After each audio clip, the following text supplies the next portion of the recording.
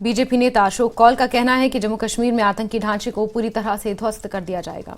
कश्मीर घाटी में target killing पर पूछे गए सवाल पर उन्होंने दावा किया कि बहुत हद तक घाटी में सामान्य स्थिति वापस आ गई है। हालांकि उन्होंने स्वीकार किया कि कुछ आतंकवादी अभी भी सक्रिय हैं और सुरक्षा बल जम्मू कश्मीर को पूरी तरह से आतंक से मुक्त कराने के मिशन में जुटे हैं। बीजेपी के organisation general secretary Ashok Kaul ji, Kashmir की बात करता हूँ। कश्मीर में टारगेट किलिंग का सिलसिला दोबारा शुरू हुआ है। पुलिस वालों पे हमले हो रहे हैं, आम लोगों पे हमले हो रहे हैं, नॉन लोकल्स पर हमले हो रहे हैं। तो जो ये चीजें फिर हो रही, क्या समझते हैं आप? ऐसा है कि सेपरेटिज्म और मिलिटेंसी जो कश्मीर में 1986 से ही शुरू हुई थी और 1990 से उसने एक विकराल रूप लिया था, वो अब नहीं है। लेकिन जो करने वाले थे और कराने वाले थे उनको भी लगता है कि भाई ये क्या हो गया है, इसलिए वो कुछ ना कुछ करते रहते हैं। हमने जो इस प्रकार के लोग हैं, सरकार उनको आइडेंटिफाई करके उनको एलिमिनेट करने की बात कर रही है। और जरूर आप देखेंगे ये जो छुटपुट लोग और अभी बचे हैं, ये भी थोड़ी देर बाद में समाप्त हो जाएंगे। हम इस प्रकार की टारगेट किलिंग को भारतीय जनता पार्टी शुरू से ही कंडेम करती है और ये कायराना हमला है।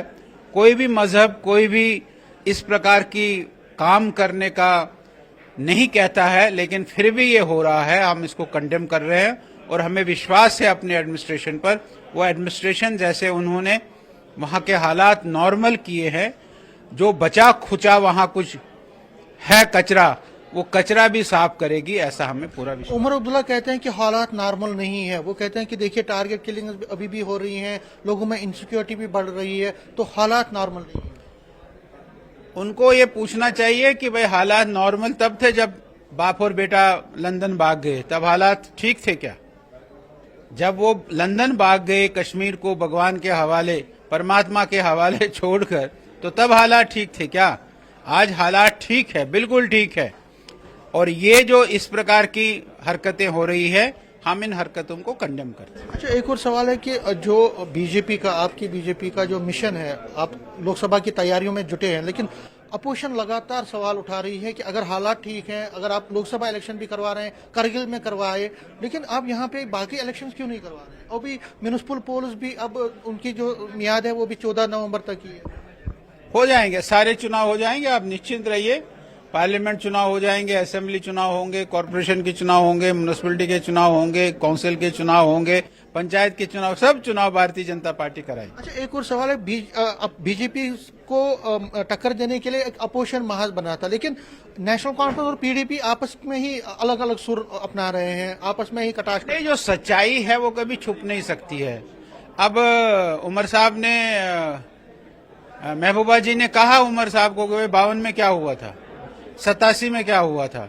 52 से लेकर 87 तक जो आपने किया है वो सच्चाई है। वो सच्चाई महबूबा जी के मुंह से निकल गई है, उमर साहब को उसका जवाब देना पड़ा है। लेकिन सच्चाई छुप नहीं सकती है, लेकिन जो इन्होंने किया है पिछले 60 वर्षों में वो सब सामने आएगा। और भारतीय जनता पार्टी ने जो पिछले 10 सालों में और अटल बिहारी वाजपेयी जी के 5 सालों में किया है वो भी सामने आएगा। कैमरामैन अशोक के साथ में समीर भट्ट, न्यूज़ 18।